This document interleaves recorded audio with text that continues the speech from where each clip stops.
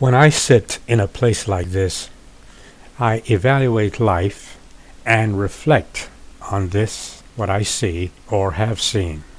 And in using my imagination, I project and I visualize. As human beings, we are creators, and our creations comes from our imagination, our visions. One of the best things I ever did was to live as a minimalist. It was a conscious choice. I could try to live to please others, friends, neighbors, and relatives, to make a show of my life, or to live to please me. Well, you know my choice. And of course, my choice is not for everyone. I even created my own religion once I understood what religion really is and how it works. The result is amazing, very satisfying indeed. First of all, in adopting my lifestyle, your true friends are going to stick with you no matter what, warts and all. The others are simply not worth it.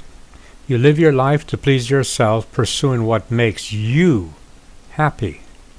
You see money for what it does, its true value, and not as status symbols.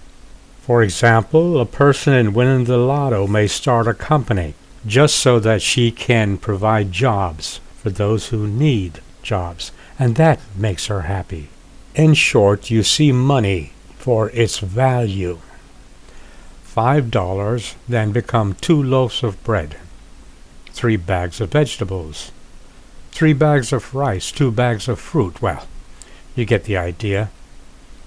Your time then takes on meaning. Your time has value.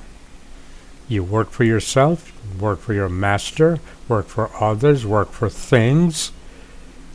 Your choice. Your life then has meaning according to your definition. Live 9 to 5 for someone else, or live for you as a human being, that is, being creative. Well, you get the idea. As I said, you quickly lose acquaintances and so-called friends, but you keep the real people in your life. I mention all this because of something I saw recently. A woman coming out of her very old, huge 8-cylinder Ford car with 3 little kids poorly dressed in tow.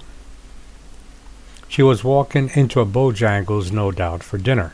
On the rear door was a beautiful painting of a landscape.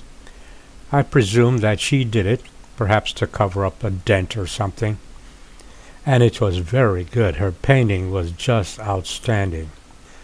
The car was low to the ground, badly in need of a paint job, of course, and probably shocks.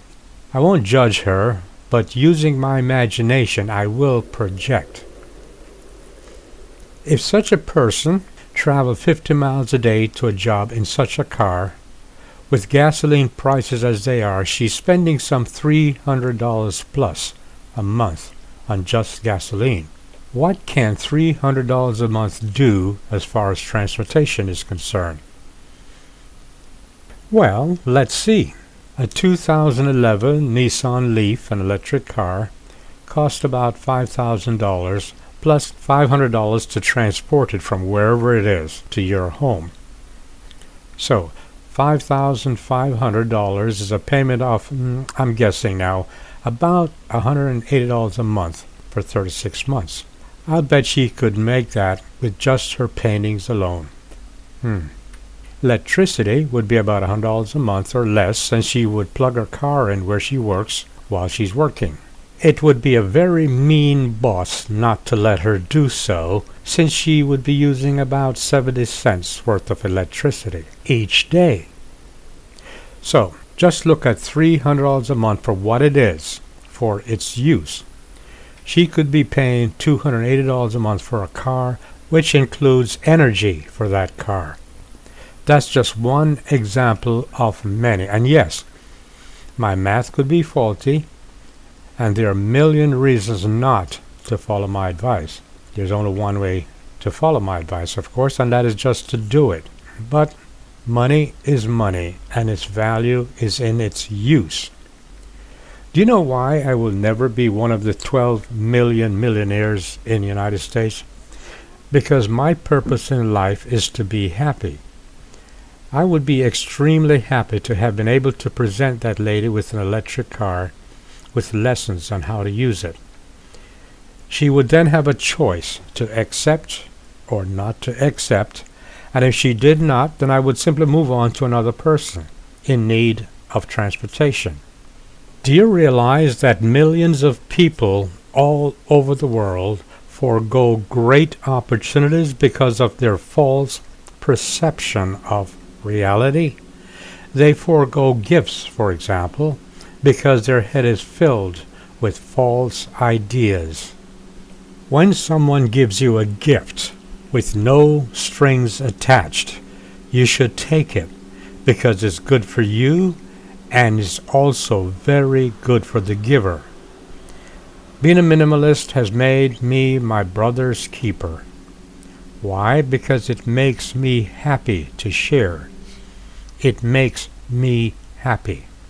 Besides, I do like rice and I do love eating fruit.